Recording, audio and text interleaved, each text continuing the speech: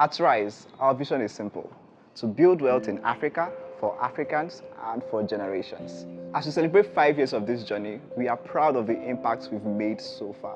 And what better way to build wealth that will last generations than by investing in quality education?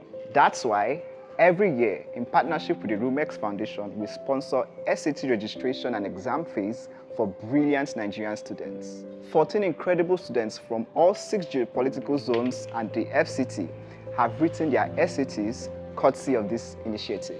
But that's not all. Enter Rise Academy, a program dedicated to training the next generation of software engineers who will redefine the future of tech in Africa. We also take pride in celebrating individuals and organizations doing their part in advancing quality education in Nigeria. And that's why we are in the heart of Ibadan. We are here to speak to a woman whose vision and passion for quality education birthed the Vale College, one of the foremost institutions of learning in Ibadan and the region. Thank you very much. Thank you for coming to my school. And my school is a mirror of my world. Thank you for coming into my world and into my life. How did it start? What was the inspiration? Okay, the inspiration, my best years really were my secondary school years. I went to St. Anne's School in Ibadan from 1970 to 1975. And I was very active in school. I loved learning. And then I went to school in the UK. I did my A-levels in the UK. And I did my university. I did 2 degrees in languages and then in law. And then I came back to Nigeria and I went to my school, St. Anne's School. And all the old girls would be complaining, oh, St. Anne's girls don't speak well. They are not as courteous as when we were in school. So I kept thinking, why don't you do something? If you know better, you do better. Yeah. So I started doing French and English classes free in my alma mater at St. Anne's. And then I started working as a lawyer. So during lunch breaks, I would teach people who were interested, and I was surprised people were ready to put their money. And so during my lunch break, I worked in Bola Ige & Co. And so I would go home during lunch, and then the students from ISI, GCI, St. Anne's would come to have private lessons. And then the word got round. I taught them, they got A1, and then everybody said, Kusho Ige is very good in teaching. You better let her teach your child. And that's how word spread about. And so this is another favorite place of mine. As you see, I myself am a very avid reader. So I actually promote a thirst for learning and improving the mind.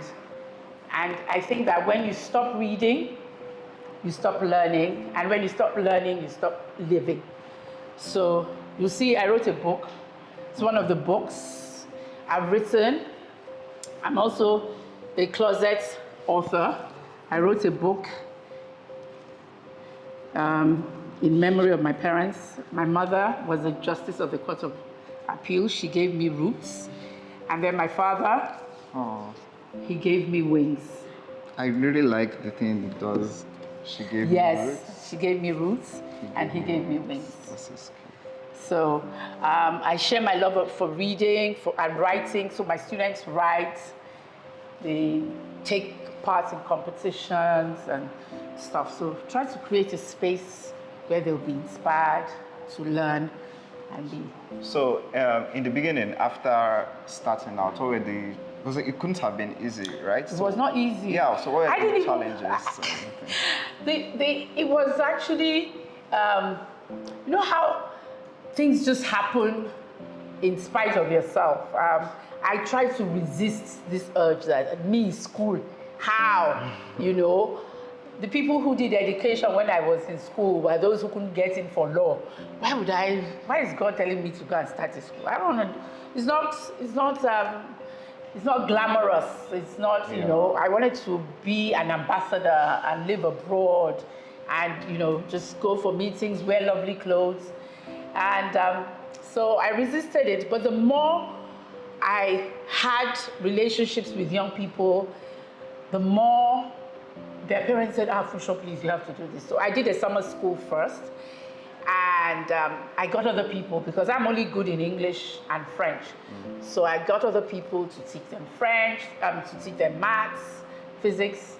And it was from then, from the summer school program, that the urge to start the school. I'd had the vision to start the school since 1986, but I did actually start it till 1994.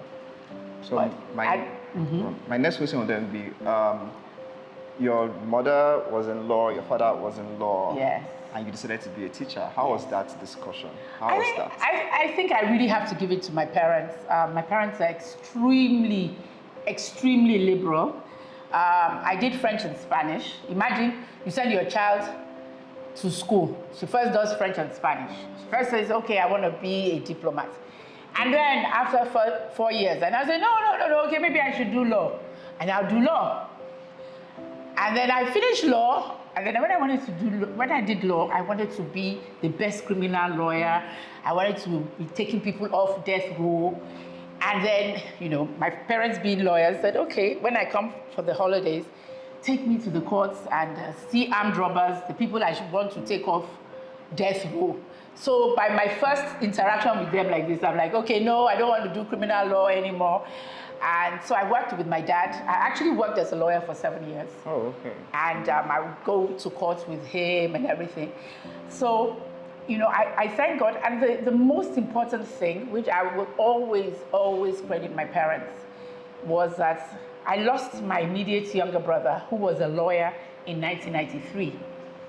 So when I wanted to start the school in 1988, 89, when I was preparing to start the school, my brother was the one that did the feasibility study and, the business plan, because he did economics for his first degree before he did law. So he was working with my father in Lagos, and I was working for my father in Ibadan. Alas, on Thursday, 22nd of April, 1993, my brother slept and never woke up. Oh. So I thought, okay, forget this stupid idea of this school. Is just a wild goose chase. It's not fair on my parents to invest in 2 children who are lawyers. One is dead. There's the only one that's alive. Now says she wants to run a school. So I was the one that shot the idea myself. So one day my dad and I were coming from court, and he said to me, Funsho, what about the school that you want to set up? I said, I'm not setting up any school. I said, why? I said, because I'm an ideas person. I'm not a money person. I'm not into things. I wanted to start the school, but I didn't know what a feasibility study is. I don't know what a business plan was. So I counted on my brother to help me on that. And then I thought, okay, if I go out of the chambers to run the school, he would be in the chambers. So that was, and I thought, even if the school fails, then I can always go back to the chambers. Now, there was no brother to help me with the economic aspects. It was only me, and so I felt I owed it to my parents to go back to Bola Ige. And my dad said, no way, Daddy. This school, you'll be writing. I had like 8 notebooks by the time I actually started it. Because I'm not a teacher, so I was really second-guessing myself. Is this thing going to work? This is just passion. Hunger will not kill me like this. I got married in 1988. I had my son in 1990. I had my daughter in 1993. And then I started this school in 1994. I was only 33 years old myself. So I was, so I remember my parents said to me, when my brother died, and I said to my dad, I said, Dad, I wanted to do it before because I thought Tunde would be in the chambers, but now that he's dead, I don't want to go ahead with this. Yeah. And my dad said, no, you should go ahead. The more I look at it, this is what God has purposed your life to. And Bola Ige and he gave me the greatest vote of confidence that anybody can give a child. That, Funsho, I know that wherever you are, Bola Ige will never die. And so here I am, 30 years later. My father's chambers is still standing. We have head of chambers, we have lawyers that work there, and none of his biological children works there. I'm a partner, but I'm a dormant partner. This is really my core. This is what I do every day. So my next question would be, how did you decide your curriculum will set you apart from other schools, and how is that going right now? Okay. When I started, as a lawyer, as a linguist, what do I know about education? So first and foremost, I went to Ministry of Education, and I asked, because one, I'm in a Nigerian school, and I'm proud to say, that I am in Nigerian school. So I made up my mind that I was going to do Nigerian education, but Nigerian education at its best.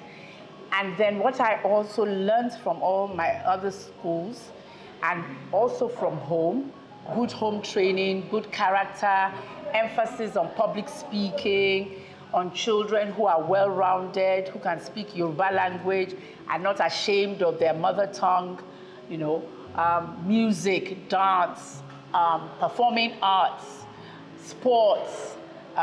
When I started the school, because in my school in England, I did elocution and public speaking. So I taught elocution and public speaking in my school when I started. But now, 30 years later, I have teachers who have gone through the school, and I used to fund competition, a public speaking competition in UI, and whoever wins the prize gets a laptop, and then they come to the Vale College and teach the students in public speaking. That's very interesting. So you have, public speaking is an important part of the Oh yes, here. it is very important. When you come to an event in my school, you will see, in fact, nearly all the competitions we win the debates, because I'm a lawyer. I'm like, no, my students must speak, and then you must speak, and you must command presence. So people, even professors, send their children to this school based on post-UTME, that when they ask questions, my children are not fidgeting, they're answering with confidence, but yet they're humble. It's not that they are proud or anything, but they're self-confident, they can express themselves very well. So those are the things that make the Vale College different. Those are not in Nigerian curriculum, but those are some of the things that I hold proud. Now this is one of our labs, it's the biology lab. So I'm not a science person, until I found out one day. I went out to a shop and somebody was saying, your child is going to the Vale College. It's a science school, oh. And I'm like, and I was there, they didn't know that I'm the owner of the school. I said, is it a science school? Said, that school, not going in science. So that's how I didn't know that I not going in science. But I know that everything that any department needs, I always make sure that they have everything that they need to carry out the practicals, because a lot of schools teach the theory but not the practicals. I was not good in sciences, so I made sure that everything that my students need, I make sure I provide. So you're not just preparing the students like in the sense for exams they are writing now, or tomorrow. We're preparing them for life. Yeah. Our vision is lifelong learning. Okay. So the education is like basic. The importance is on other skills, public speaking skills, character building skills, leadership skills. So they're always doing training. I'm the chairperson of Ibadan Home for Motherless Babies. So my students raise funds for Ibadan Home for Motherless Babies. They actually go there themselves because their Sunday offering is taken to the motherless babies' home. So they go there at Christmas time, they sing for the kids, they change their diaper. I want children that have a soul to come out of this place. And it's that spirit that a lot of them go into the workplace. So even my alumni, when they leave the Vale College, they come back. A lot of our alumni have donated prizes in subjects that they were good in, and some of them are even giving scholarships, worth, the school fees is like 3 million a year. And I know somebody who has been doing 2 students for the past 6 years. I know somebody who does 600,000, like a grant. Doesn't cover everything, but the thought, this student started doing it at the age of 26, 23. 26. He wasn't even married, and he decided that he wanted, and guess what? He gives it to the best student in maturity and ethical leadership. Oh, not even like... Not even academic. Yeah. So the person may be 5th position, 7th position, but it's your maturity, because that was the kind of student that he was. So this is the physics lab. Oh. Some of the students are there. Are you the one that got 10 A's? No, it was Joanna. Joanna, she got 10 A's. She got 10 A's. So she got 10 A's in her NECO. I sure knew that there was something that I was missing out. So well done, well done. Were you in the hall yesterday? Okay. So the next question now is, the world is rapidly advancing, and how are you incorporating technology in education here at Vale right now? Okay, so that's the reception. This is the computer lab. Okay. And in the computer lab, we started doing robotics from like 12 years ago. Oh, I think I must have been one of the impressive. first schools that started. I went on a conference in America, and they were talking about robotics, the future of education. And so I introduced robotics into my school like 12 years ago. And it was, at that time, it was just a club. These are some of my teachers. Okay. So it was just a club. But now robotics is a core subject in the school. It's not taught in Nigerian. I mean, you don't do it for WAEC, but we do it here. It's compulsory. Before, students would pay extra to be able to do robotics, but now everybody. And my students took part in the competition, and they came second among schools. I think they were Olashore, Gray Schools, Green Springs, and some other schools. But we were the only school from Oyo State, and we came second. So there's a lot of technology. I grew up in the days of no technology. So yeah, which is very impressive to always want to be ahead and incorporate technology early, because 12 years ago, most universities didn't do that. 12 years ago, I remember I bought this robotics kit 12 years ago, and it was $1,000 US. And now they've made cheaper versions so that more of my students can have access. Unfortunately, the robotics lab is on the last floor.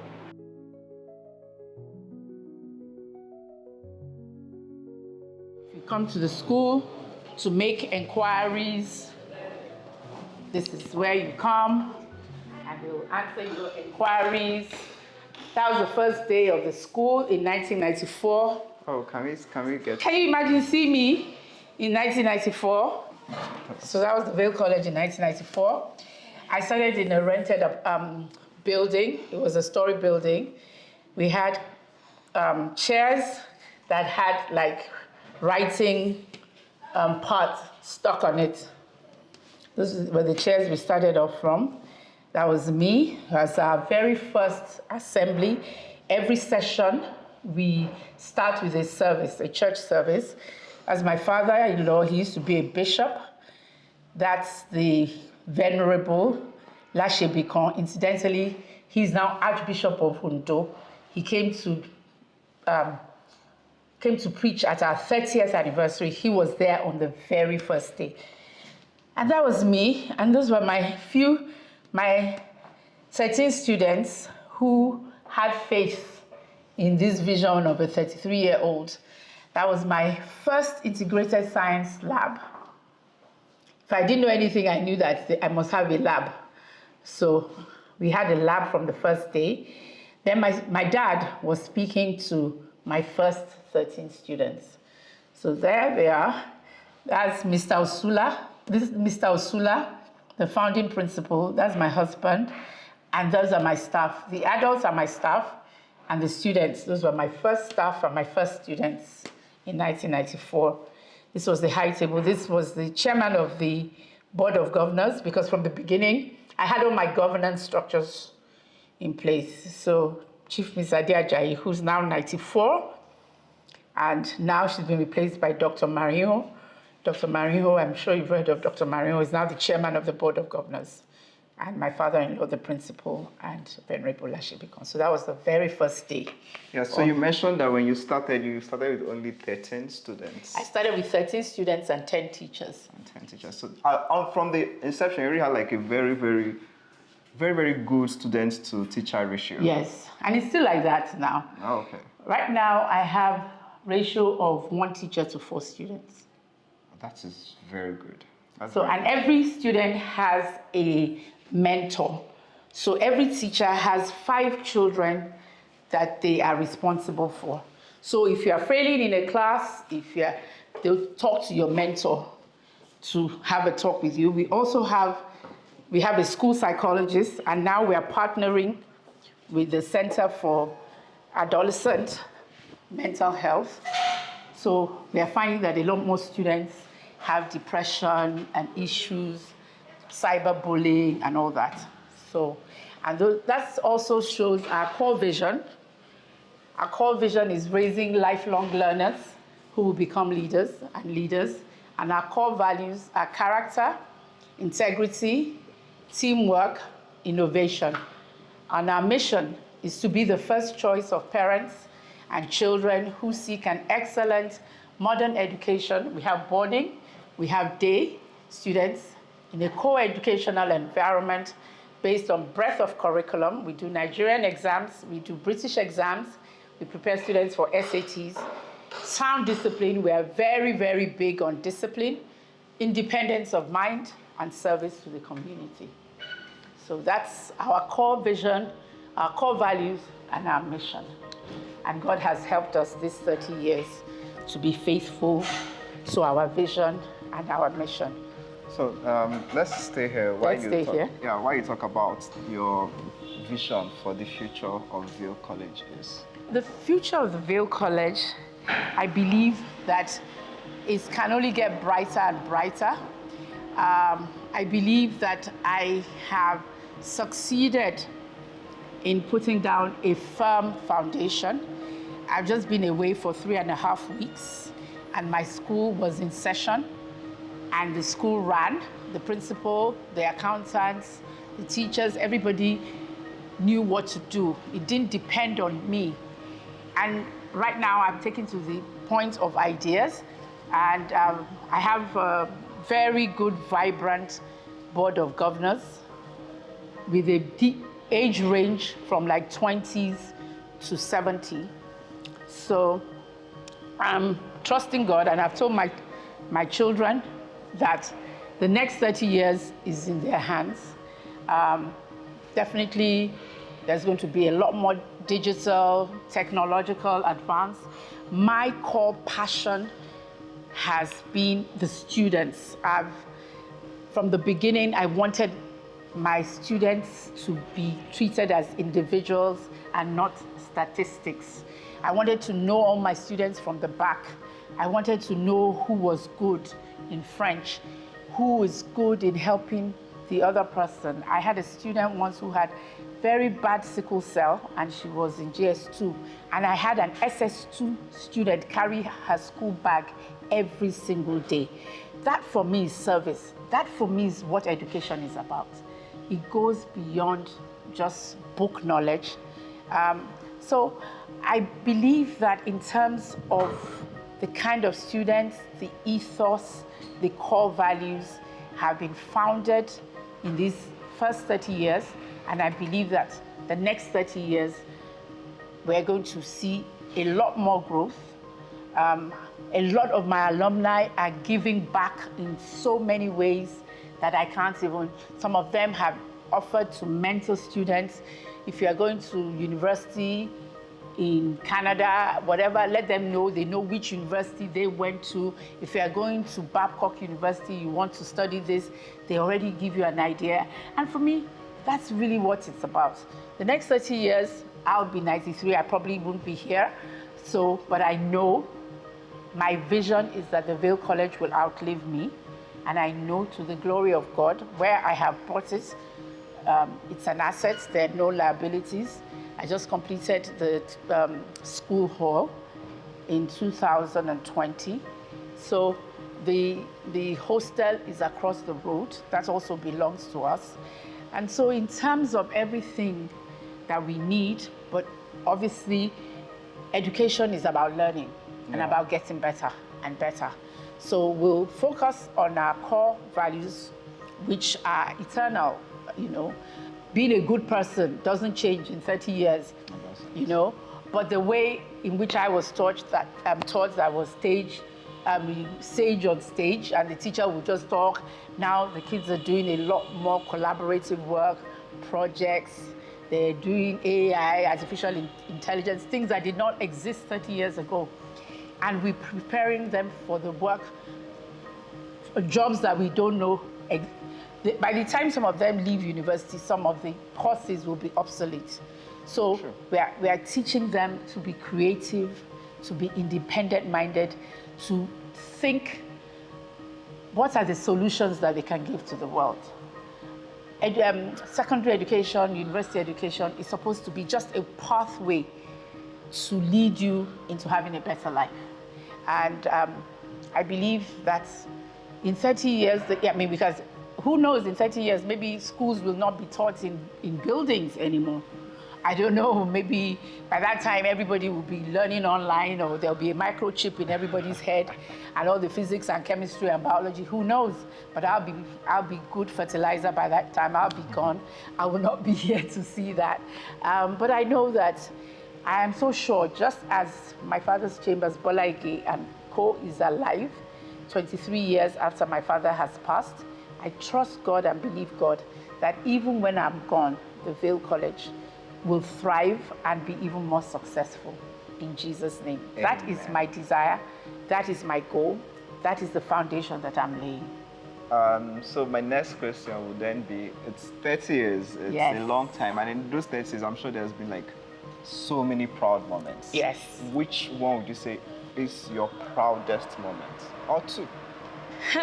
I think my proudest two, because I'm saying those two because they actually happened this year. Okay.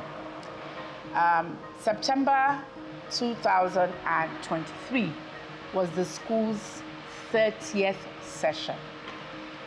And one of the students was a child of one of my alumni. For me to see two generations, for me, that was my proudest moment. If you give me $1 million, I would not have been happier than that. That a student who came to my school has found value, got married, has his own child. The child is now 11, and he thinks, okay, you are going to that school that I went to. That was my proudest moment. Then my second proudest moment was June the 2nd this year, at our 30th Founders Day, when I was doing my Thanksgiving and just giving my testimonies, you know, every milestone that I reach in my life, I reflect, and I wrote down a list of 30 things for which I wanted to thank God. And as I was talking, I asked my alumni who were present, so those were the ones that were present and came to come forward and start telling the audience what they were doing. And they were just saying, my name is this, I'm a lawyer, my name is this, I have a fashion house, my name is so and so. And for me, that was like, I had come full, you know, when you complete around, I'm thinking, this is me 30 years ago, and seeing all these young people doing so well, those who have just graduated, those who are in universities, those are in the world of work, those are married and have kids. And for me, that was an aha moment and a real moment of Thanksgiving. So those are the two that I can remember that happened recently. Speaking of alumni, you want to show us some of those ones? Yes. So this is the school hall. This is the multipurpose hall where we have all the school events, Founders Day events, prize giving events, you know. But more importantly, the children eat there. So my last question would be,